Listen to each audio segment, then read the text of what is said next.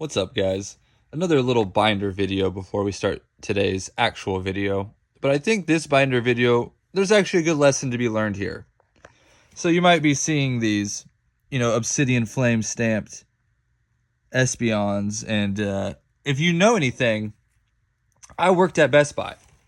And these were handed out at Best Buy.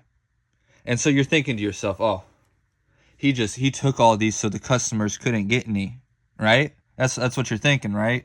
No. So if you know anything about me, I basically worked kind of outside the stores, and I would travel. I had about 3 Best Buys in my location that I would kind of travel to and help train employees.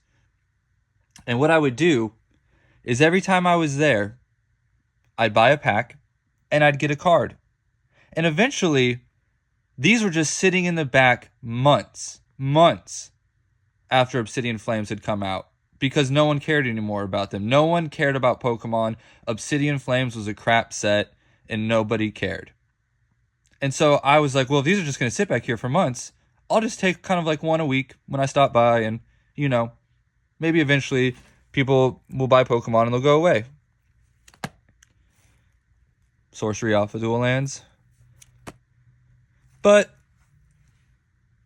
no, people just did not care. They just do not care. And they didn't care. Frank Rosetta, anyone?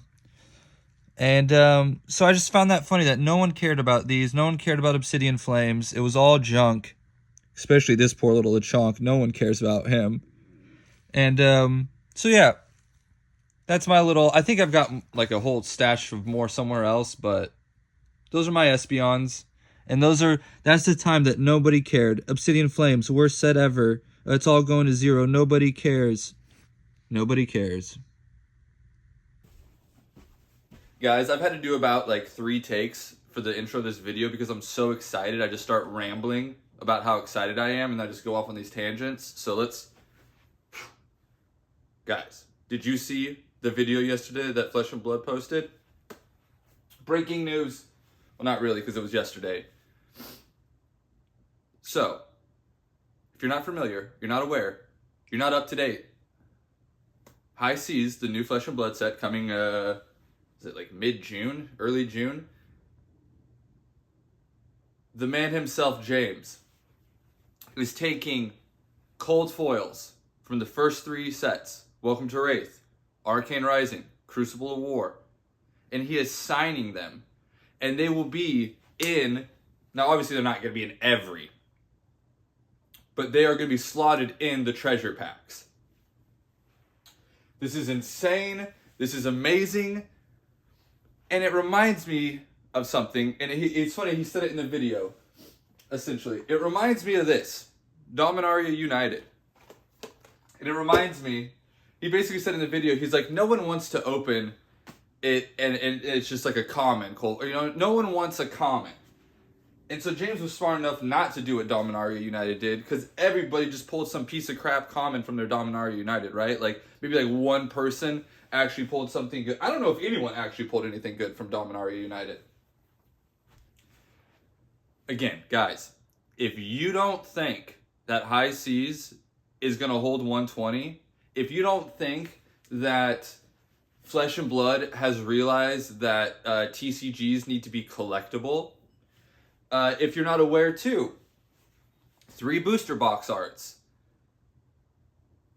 If you still haven't got the memo, I don't know what else to tell you. This is conductor to go box here. I've got the hype train. We're all set, ready to take off. I've got a few seats left if anyone wants to hop in. Otherwise, we're taking off, okay? I don't know what else to tell you guys. I feel like the madman standing in the streets with like the sign on his, like the doomsday, like, and I'm basically just like, I'm a madman standing in the streets and I've got a sign on it that just says Fab to the moon, and everyone thinks I'm a crazy guy, and I'm just like I'm trying to tell you guys, Fab to the moon.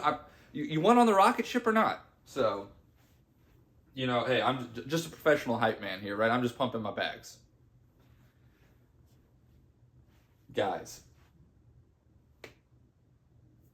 That's all I have to say. Guys. So, other than that, what else is in the treasure packs? So there are the puzzle pieces. I did also whatever the grids. Those are just like puzzle cards. They just make a big picture. It's like the old Rosetta has them.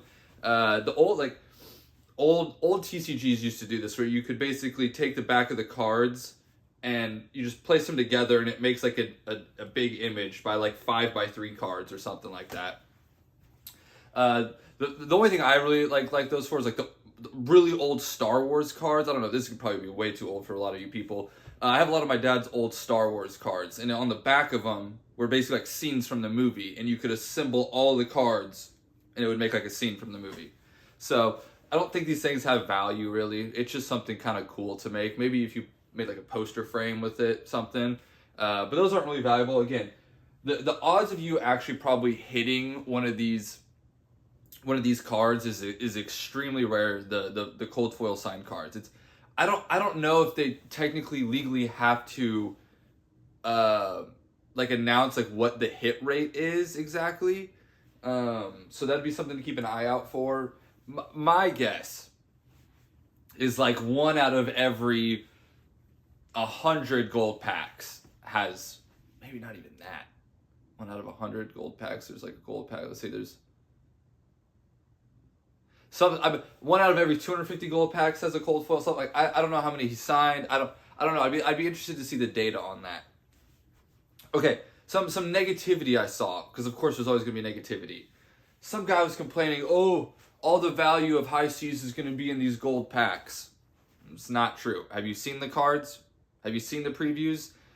If you don't think they're gonna reprint that one pirate chick card that's like majestic, that's already like $100, I'd be amazed if they don't reprint that card.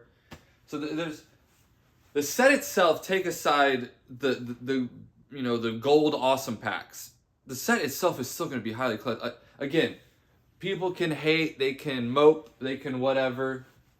It is what it is. It is what it is. Lastly, before I go, guys, give you guys some updates on the Worlds. Again, I'm just going to be going to probably the main, like the final Worlds event. If I'm feeling saucy and there's one like super close to me, I might go to like like Callings or something like that. But mostly, I'm mostly interested in just the final main Worlds event, just because the booths, the atmosphere, all of that. Again, I probably won't be playing myself, but I just like to go check it out, hang out, meet people, party, have fun, right? I've never been to a Flesh and Blood Worlds event. I've been to conventions and other kind of like big meetups like this, so I have like a rough idea of what to expect. But this will be my first Flesh and Blood event, so I'm super stoked. Again, this will be the one, I think it's like November 13th through the 16th or something like that. And again, they haven't, it basically just, it's going to be in the United States. They haven't, as far as I'm aware, they haven't announced the actual location. But I will be there. It'll be sick. It'll be dope. I think the big event coming up that's not in the US is, I think, Indonesia, and that's where they will be revealing High Seas. Like that's what like the actual kind of pre-release for High Seas, I believe, or the actual release event for High Seas will be. So that'll be in like less than 2 months. Again, I'm going out of town this weekend, and I will be out of town for most of like end of April, or no, sorry, end of May, and then like most of June. But I'll still be making content on the road and stuff. So that's really all I got for today, guys. Again, I am super stoked. This is an amazing time for Flesh and Blood. I don't know how many times how much more do I gotta pump it? But I'll pump it every day. I'll pump it every day. I love doing it. That's it, guys. Have fun. Have a great weekend. I'm sure I'll probably put like a little binder video at the front, because that's what I do. And Last Epoch next season comes out, or new season comes out next weekend. So see you around, guys.